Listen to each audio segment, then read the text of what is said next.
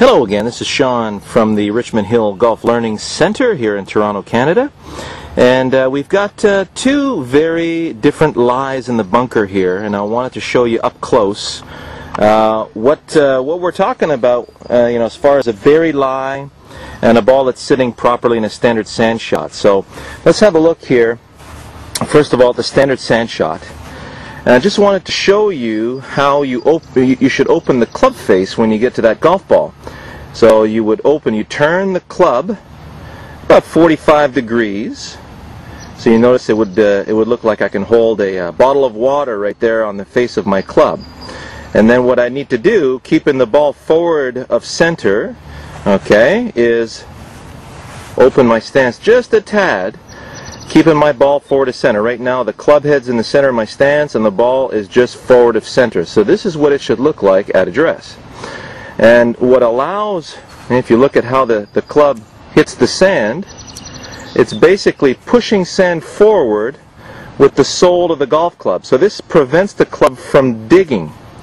Now since you're hitting the sand first, about an inch behind the ball, there will be no contact between the golf ball and the club. Okay, so the golf ball will always go along the path of the swing.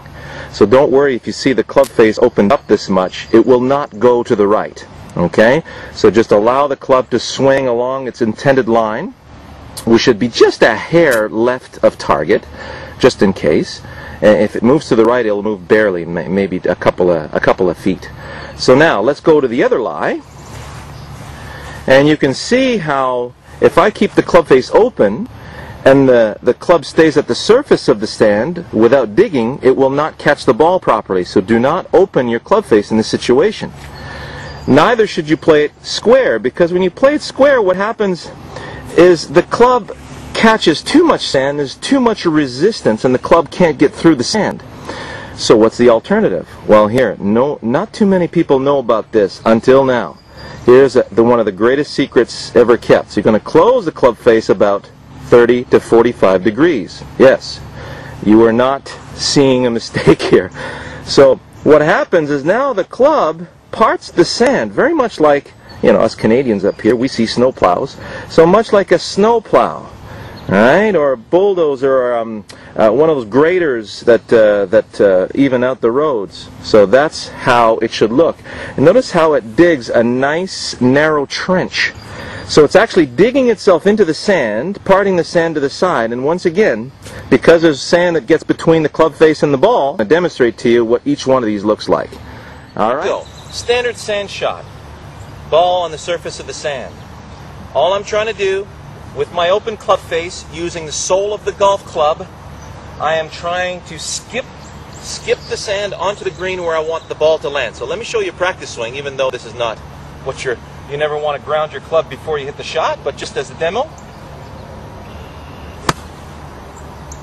Toss the sand on the green where you want to land the ball, and I'm using momentum to do this. There we go. So the golf ball is just a big grain of sand. Do not focus on the ball, always focus on where you want to skip the divot of sand. So I got my eyes about an inch behind the ball, and I'm focused one more time on where I want to toss the sand, which is about 10 feet short of this flagstick.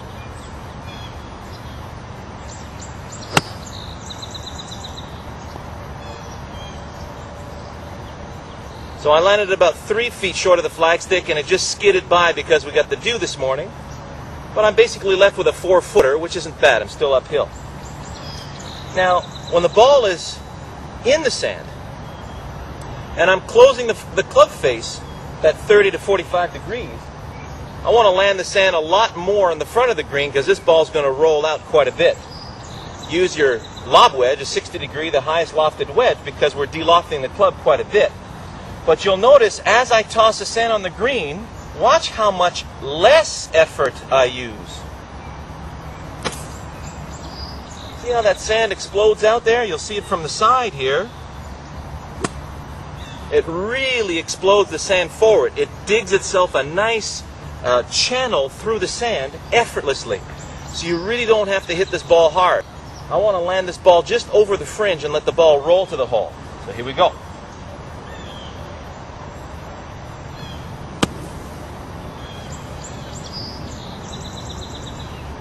because of the dew, it didn't roll out too well.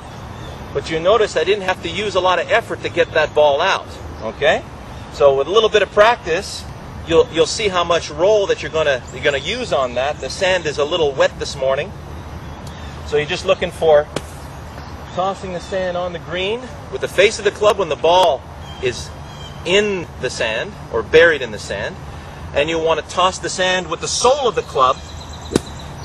Nice skipping action when the ball is on the sand surface. So I hope that really helped.